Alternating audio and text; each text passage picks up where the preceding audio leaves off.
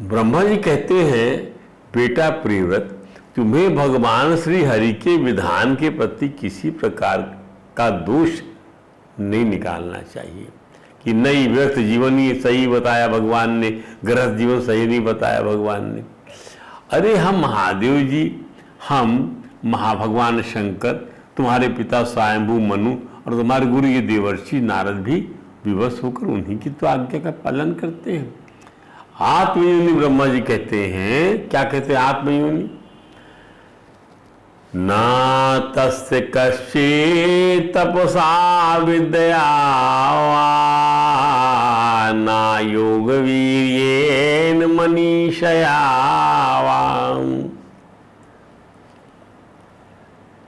ना तस्य कश्चित्, ना कोई उनकी आज्ञा का उल्लंघन तपसा तपस्या से, विद्या से, ना योग शक्ति से, न बुद्धिमानी से, नैवार्थ धर्मई परता सतो वा कृतम विहंतुम तनुभृत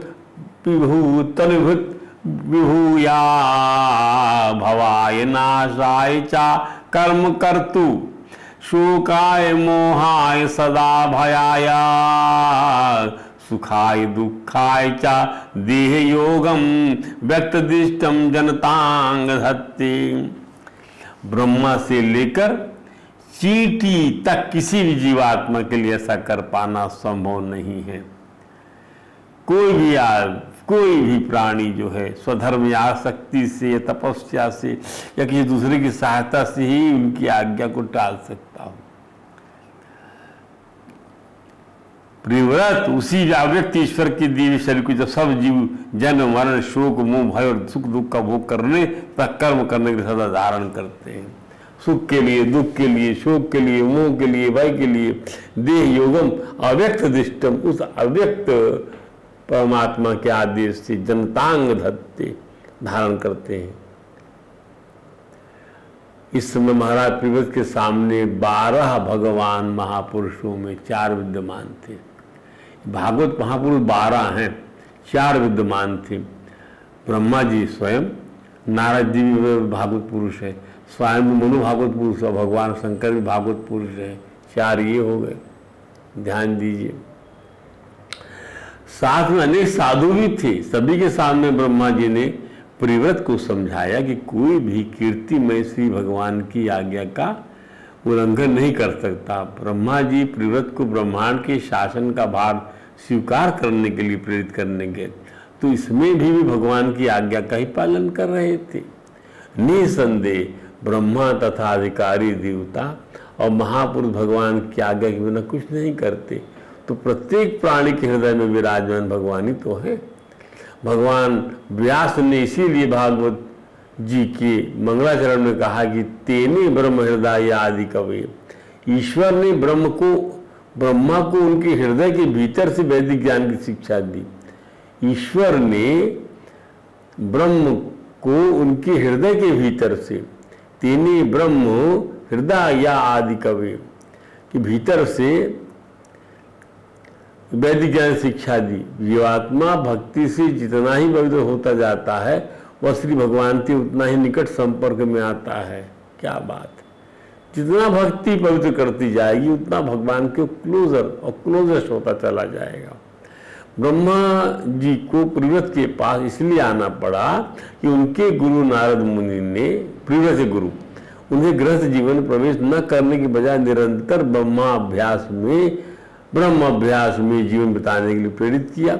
और ब्रह्मा जी प्रियव्रत को राज धर्म निभाने के लिए गृहस्थाश्रम में प्रवेश लेने के लिए प्रेरणा। अब देखिए, एक प्रकार का ये जो है कन्फ्लिक्ट ऑफ इंटरेस्ट डेवलप हो गया। नारद जी ने क्या सिखाना चाहा? नारद जी ने सिखाना चाहा कि आप ब्रह्म ज्ञान की दिशा में बढ़िए, संन्यास ले लीजिए।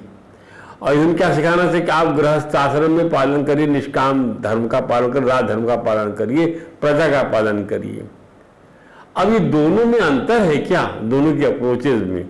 हाँ, अप्रोच तो अंतर है, अप्रोच अलग अलग है, पर फल जब एक ही किस्म का है तो आपको कौन सी अच्छी कौन सी बुरी ये बात नहीं है। दोनों ही भगवान को अभीष्ट है। ये भेद भगवान अपने रास्तों में नहीं करते। क्योंकि किसी भी रास्ते से उन्हीं के पास तो पहुंचना है। कैटेगोरिकली हमने उसको ऐसा बना रखा है, उन्होंने जो नहीं बनाया। वो तो पापियों से भी अपेक्षा करते हैं। अपनी चेत दुराचार्य भजती मां मनन भाग, साधु मानिए उसको आप। उन्होंने तो दुश्मन तक को दुश्मन नहीं माना है। उन्होंने जब कभी किसी चीज को माना है तो ये मानना है कि भी अधर्म का अभ्युत्थान हो गया है, उसके हमको धर्म की प्रतिष्ठा रखनी है। और धर्म की प्रतिष्ठा रखने के आड़े में जो कोई भी आ जाए, जो कोई भी, वो उसका हम वध करते हैं। वध करने में हमारे पास कर्ता भाव तो है नहीं, तो वध नहीं है। वध नहीं, क्योंकि हम कर्ता भाव नहीं रखते। हमारी बुद्धि निष्काम भाव से सनी हुई। वही जो है निष्काम भाव वाली जो योग बुद्धि है, समता बुद्धि है, वही तो ब्रह्म ज्ञान वाली बुद्धि है। क्या है अंतर दोनों में? युद्ध के मैदान में गीता का ज्ञान दिया भगवान, तो वही ब्रह्म विद्या, वही निष्काम कर्म योग है। और उपदेश देने वाले वही भगवान है, और दोनों को उपदेश देते एक साथ दिया है। आत्मज्ञान भी दे दिया और कहा युद्ध करो, दोनों चीजें बोल दिया। यही बात यहाँ पे समझाई जा रही है, और ये यहाँ संदर्भ आया है। तो आप देखिए, तो अतः हमें शास्त्र विधि का पालन कर ही अपने कर्तव्य का निर्वाह। शास्त्र क्या कहता है? राजधर्म का पालन करो। आज पिता ने आपको आज्ञा दी, आप राजा के लड़के हो, कौन पालन करेगा प्रजा का? ये बहुत बड़ा टास्क है। भगवान और आत्मा दोनों एक ही, इसलिए कोई भागवत और आत्माराम दोनों ही हो सकता है। भागवत बनिए या आत्माराम बनिए। आत्मा और भगवान जब एक ही चीज है, तो चाहे आत्माराम बनो चाहे भागवत बनो। अखंडानंद जी महाराज कहते हैं कि तम पदार्थ की प्रधानता से आत्माराम, तम पदार्थ की तत्वम असि, वह तुम हो। तो जब वह तुम हो, इसकी प्रधानता से क्या बन गए? तुम आत्माराम बन गए। और तत्प्रधान पदार्थ की प्रधानता से भागवत बन गए कि सब कुछ उसका है, भागवत बन गया। तो जब तम पदार्थ तत्पदार्थ एक ही है, तब चाहे भागवत बोलो चाहे आत्माराम बोलो, उसमें कोई फर्क नहीं पड़ता, केवल नाम का अंतर है। तो महाराज प्रियव्रत को लगता है कि घर गृहस्थी कर्म बंधन है, पराजय है। जो लोग मुक्त संग हैं, महापुरुष, अब आप देखे होंगे इस समय बहुत सारे शास्त्र भरे पड़े हुए हैं। घर गृहस्थी में आप लगाव करोगे, लगाव मत रखो, ये सब का संग जो है, देह के सब संबंध, ये सब बताया। क्यों बताया जाता है और क्यों निभाते हैं अपन? इस मोह में भी हम कर्तव्य पालन करते हैं, स्वधर्म का पालन करते हैं। इसलिए हमारे यहाँ इन सब वर्णाश्रम धर्म को स्वधर्म के अंतर्गत रख दिया गया, सारे व्यवहार को धर्म से जोड़ दिया गया। आप मनोराज्य से काम नहीं कर सकते हैं, संस्कार बना दिए गए हर वस्तु के। जब संन्यास का संस्कार हो गया तो गृहस्थ की बात वो नहीं कर सकता है। ध्यान दीजिए, वो संस्कार धर्म का पालन करेगा, संन्यास धर्म का। और जब इसका संस्कार नहीं हुआ, इसलिए एक कैटेगरी के लिए सब बना दिया गया है। सब शास्त्रीय विधान है और सबसे सब चीजें प्राप्त हो रही हैं। गोपांगना गृहस्थ थी ना, थी, जानती भी नहीं थी भगवान का स्वरूप क्या है, पर भगवान के संग में रहते हुए ब्रह्म ज्ञान, ब्रह्म को पा लिया उन लोगों ने, आत्माराम बन गई। तो महाराज प्रियव्रत को लगता है कि घर गृहस्थी कर बंधन है, पराजय है। जो लोग मुक्त संग है, ये इनके लिए भी मैसेज है, जो घर गृहस्थी छोड़ देना चाहते हैं। अरे जहां जाओगे वहीं आपको खाना पड़ेगा, चूल्हा जलाना पड़ेगा, सुरक्षा करनी पड़ेगी, हैं? और वहां से भी एक दिन निकल जाओगे, आप शरीर त्याग दोगे तो वो भी छूट जाएगा वो आश्रम में। अपनी वृत्तियों को ऐसा बना लो, ये महत्वपूर्ण है। ये भगवान का मैसेज है गीता में। तो जो लोग मुक्त संग हैं, महापुरुष हैं, उनको घर गृहस्थी में रहने का आग्रह भी नहीं होना चाहिए कि घर गृहस्थी में रहे। भगवान की चरणारविंदों की छाया में परमानंद का अनुभव करने वालों की रुचि कुटुंब में नहीं होती। अब हमको आनंद यहां मिल रहा है, तो परमानंद हमको यहां मिल रहा है, तो अब तुलना कर रहे, कुटुंब में आ गया, हम कुटुंब में ही परमानंद का अनुभव कर रहे हैं भगवान का। हम तो इस सिद्धांति व्यक्ति हैं, क्योंकि सब जगह भागवत है, हर जगह भागवत है। हम निष्काम कर्म कर रहे हैं, हर संबंध देह से बना हुआ है, पर हम जो है, देह हमारी है पर हम देह नहीं है। हम कर्ता नहीं है, हम निर्विकारी हैं, विकारी नहीं है, हम भोगता नहीं है। ध्यान दीजिए, अब आदमी आत्माराम भी रहे और भगवान का भक्त भी, घर गृहस्थ भी में भी रहे, भगवान कृपा में भी उनकी उसकी अच्युत बुद्धि बनी रहे। क्या यह संभव है? उनकी इस भ्रांति का निरस्त करने के लिए ब्रह्मा जी ने अपने उपदेश में श्रीमन नारायण की आज्ञा को सर्वोपरि रखते हुए जो एक बात महत्वपूर्ण को ध्यान दीजिए, ध्यान दीजिएगा इस बात पर। ये प्रसंग इसलिए बड़ा महत्वपूर्ण है कि भयम प्रमत्तस्य वनेष्वपि स्यात्, भयम प्रमत्तस्य वनेषु अपि स्यात्, यथा शास्ते सह षट् सपतना, जहाँ यह जो है 6 शत्रु लगे हुए हैं, 5 ज्ञानेंद्रियां और एक मन रूपी शत्रु आपके पीछे लगा हुआ है, वह यदि आप उसके वशीभूत हैं तो वह वन मन विचरण करता रहे तो उसे जन्म मरण का भय बना ही रहेगा। भयम प्रमत्तस्य वनेषु अपि स्यात्, बना ही रहेगा। यथा शास्ते सह षट् सपत्नाः, जितेंद्रियस्य आत्मरते बुधस्य, जो जितेंद्रिय है, ध्यान दीजिए, जिसने जो जीत लिया है, अपनी आत्मा में रमण कर रहा है, गृहाश्रमा किम्नु करोति वद्यम, करोति अवद्यम, उसका गृहस्थाश्रम क्या बिगाड़ सकता है? ध्यान दीजिए, उसका गृहस्थाश्रम क्या बिगाड़ सकता है? तो कंडीशन हमने महाभारत लिखा और पढ़ा कि जिसने इंद्रियों का निग्रह कर लिया, उसको शांत कर लिया, वह भगवान की वह मोक्ष प्राप्त करने का अधिकारी बन जाता है। तो या तो इन्हें जीतो, इन 6 इंद्रियों को, या इनके बल को क्षीण करो, शांत करो। गृहस्थाश्रम इनके बल को क्षीण करने की व्यवस्था है। ध्यान दीजिए, इसलिए विवाह कराया जाता है कि आपको इस इंद्रियों को क्षीण करना है। तो गृहस्थाश्रम में रह के क्षीण हो जाती हैं, खाते खाते भी उब जाते हैं, भोगते भोगते भी उब जाते हैं। अतः इस आश्रम में रहकर धर्म पूर्वक काम का सेवन कर रहे हैं, जननेन्द्रिय और रसनेन्द्रिय की प्रबलता को पराभूत करें, यही बुद्धिमानी है। भगवान ब्रह्मा जी महाराज ने राजा परिव्रत को समझाया, माना कि तुम देवर्षि नारद के सत्संग के द्वारा आत्माराम बन गए हो, 6 इंद्रियों को जीत चुके हो, फिर भी पुराण पुरुष के दिए हुए भोगों का प्रसाद रूप में भोग करो बेटा। ये सब उसने बनाया सृष्टि काहे के लिए?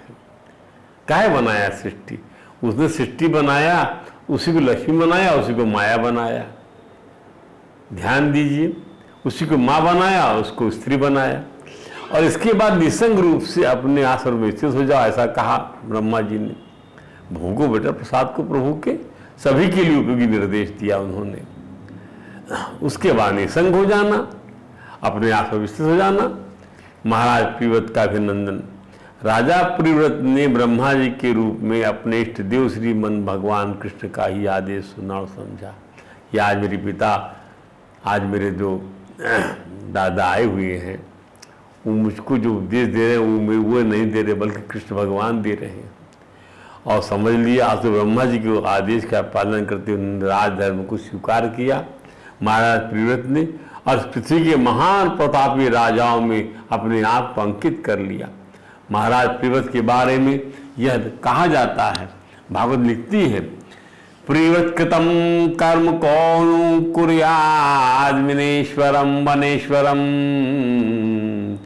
यो निम्नैर करोच्छायां घनन सप्तवारिधि। राजा प्रिव्रत जो कर्म किए, उन्हें सर्वशक्तिमान ईश्वर के सिवा कौन कर सकता है। उन्होंने रात्रि के अंधकार को मिटाने का प्रयत्न करते हुए अपने रथ के पहियों से बनी हुई लीकों से ही 7 समुद्र बना दिए। अपने रथ के पहियों से बनी हुई लीकों से ही 7 समुद्र बना दिए। इतना ज़्यादा पावर था, शक्ति थी, तपस्वी थे वे। साथ ही प्राणियों में वैमनस्य ना हो, झगड़ा ना हो, विवाद ना हो। राजा प्रिव्रत द्वीपों के साथ द्वारा पृथ्वी विभाग किए और प्रत्येक द्वीप में अलग अलग नदी, पर्वत और वन आदि से उनकी सीमा निश्चित कर दी। श्रीमद् भागवत उनका अभिनंदन करती।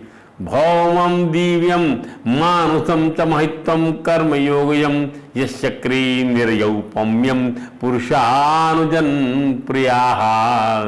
महाराज प्रिव्रत महान भागवत देवर्षि नारद जी महाराज के प्रेमी भक्त थे।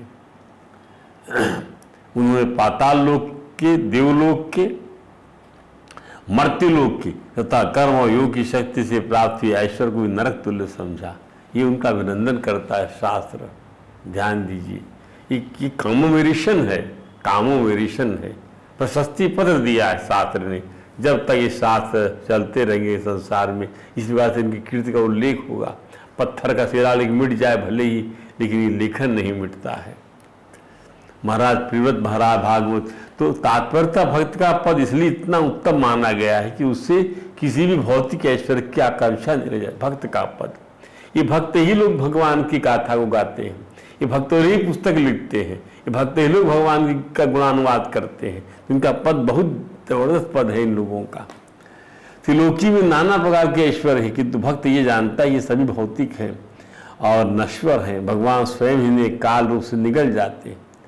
प्रहलाद जी महाराज कहते हैं, बड़ी से बड़ी आयु, बड़े से बड़ा ऐश्वर्य, बड़े से बड़ा भोग इंद्रिय बोलो क्या करना, क्योंकि इन सभी को ठाकुर जी अपने अत्यंत शक्तिशाली काल रूप से ग्रस रखा है।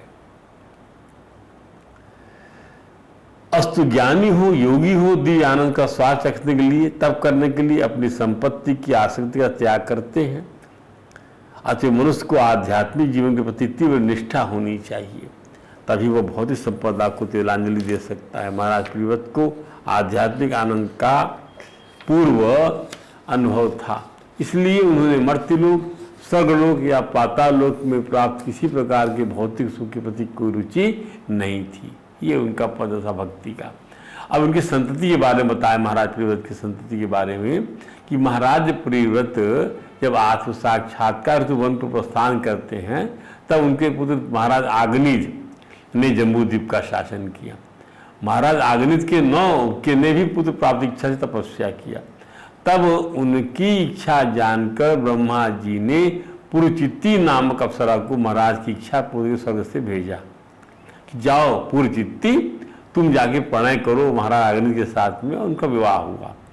पुरचित्ती प्लस महाराज अग्नि, ये बहुत वर्षों तक जो है स्वराज सुख का भोग किया इन्होंने। अब पुरचित्ती के गर्भ से महाराज अग्नि 100 पुत्र उत्पन्न किए, 100 पुत्र। उनके इन पुत्रों के नाम थे नाभि, किम पुरुष, हरिवर्ष, इरावृत, रम्यक, हिरण्यमय, कुरु, भद्रास और केतुमाल। यानी महाराज आग्नि ने अपने पुत्रों को उन्हीं के नाम वाले द्वीपों का शासक बना दिया। किम पुरुष को किम पुरुष वाला भूखंड वो दे दिया, द्वीप दे दिया। हरिवर्ष को हरिवर्ष वाला खंड दे दिया, और इलावृत को इलावत वाला दे दिया, और नाभि को उन्होंने जो क्या दे दिया, भारत खंड दे दिया। महाराज आग्नि के स्वर से हारने के पश्चात नाभि आदि 9 भाइयों ने, नाभि आदि 9 भाइयों ने, ध्यान दीजिए, मेरु कन्या 9 कन्याओं से विवाह किया। हम महाराज नाभि और मेरु की बड़ी कन्या मेरु देवी के दाम्पत्य का वर्णन कर इस महान वंश की परंपरा का गुणानुवाद करेंगे। वंश परंपरा महाराज नाभि प्लस मेरु देवी, जिस प्रकार महाराज आग्नि ने संतान प्राप्ति तपस्या किया था, उसी प्रकार उनके बड़े पुत्र नाभि ने भी अपनी भार्या मेरु देवी सहित पुत्र की कामना से एकाग्रता पूर्वक भगवान के पुरुष का यजन किया। ये सब लोग तपस्या से पुत्र प्राप्त किए हैं, इसलिए इनकी संतति बड़ी ही भगवत भक्त, वीर्यवान, विवेकवान, वैराग्यवान और धर्मप्राण थी। अब छोटी मोटी तपस्या तो हम भी कर सकते हैं, जो नहीं करते हैं, इसलिए हमारी संतति बिगड़ती है। तो भगवान नारायण प्रकट हुए और ऋतुजों ने प्रभु का स्तवन करते हुए आता, प्रभु यद्यपि कहने योग्य तो नहीं है, फिर एक प्रार्थना और भी कि आप तो स्वर्ग अपर आदि ऐसी कोई वस्तु नहीं जिस जिंदा दे सके, परंतु प्रभु आप उदार मन्ना धनी श्रीमान हैं और हम कंगले हैं। आपको प्राप्त कर हम आप उदार श्रीमणि से भूषा प्राप्त करें जैसा निकृष्ट वरदान ही मांगते हैं। हे परमेश्वर, आपकी माया से मोहित होकर हम आपसे अपनी धृढ़ता के लिए क्षमा मांगते हैं। महाराज नाभि के लिए आपकी समान पुत्र की आराधना करते हैं। तब भगवान ने कहा, ऋषि मेरे समान तो मैं ही हूँ, क्योंकि मैं अद्वितीय हूँ, तो ब्राह्मण वचन मिथ्या नहीं होना चाहिए। द्विज कुल मेरा ही तो मुख है, इसलिए मैं स्वयं अपनी अंश कला से आग्नित नंदन नाभि के यहाँ अवतार लूंगा। तो संतान प्राप्ति राजाओं द्वारा तपस्या किए जाने का क्या मतलब है, समझिए इस चीज को। हमने देखा कि महाराज आग्नि तपस्या द्वारा पुत्र प्राप्त किए और उनके पुत्र नाभि ने भी अच्छे पुत्र कामना से तपस्या किया, यज्ञ किया, जिसमें महाराज नाभि के पुरोहितों ने यज्ञेश्वर भगवान से राजा नाभि के लिए भगवान यज्ञ के जैसे पुत्र की याचना किया। तो वित्तैषणा, लोकैषणा, पुत्रैषणा, वित्त की चाहना, लोक की चाहना और पुत्र की चाहना, इन तीन प्रकार के ऐषणाओं में पुत्रैषणा ही प्रमुख है। दूसरे शब्दों में यदि कहा जाए कि पुत्रैषणा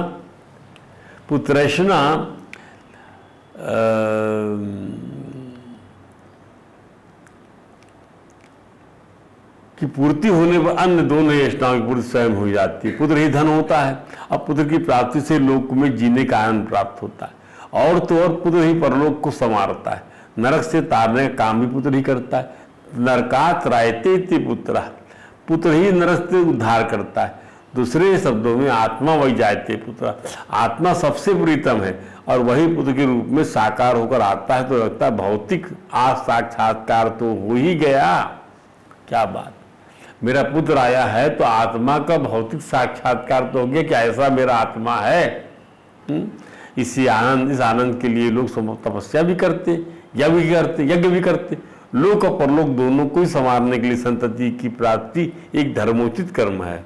विवाह भी इसलिए होता है सद्धति के लिए, पुत्र के द्वारा ही मुखाग्नि से प्रेत क्रिया संपन्न होने से पितरों को संतुष्टि होती है।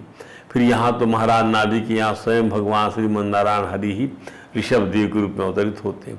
महाराज नाभि के यशोगान में प्राचीन मुनियों द्वारा 2 श्लोक रचे गए। कामो मेरे शरणा महाराज नाभि, क्या यस्हा पांडवेय श्लोका उदाहरन्ति को नु तत्कर्म राजर्षेर्नाभेर्नवा चरेत् पुमान् अपत्यापत्यताम् अगाधस्य हरि शुद्धेन कर्मणा ब्रह्मण्यो अन्यः कुतो नाभिर्विप्रा मंगल पूजिताः यस्य बर्हिषि यज्ञेशं दर्शयामासुरोजसा।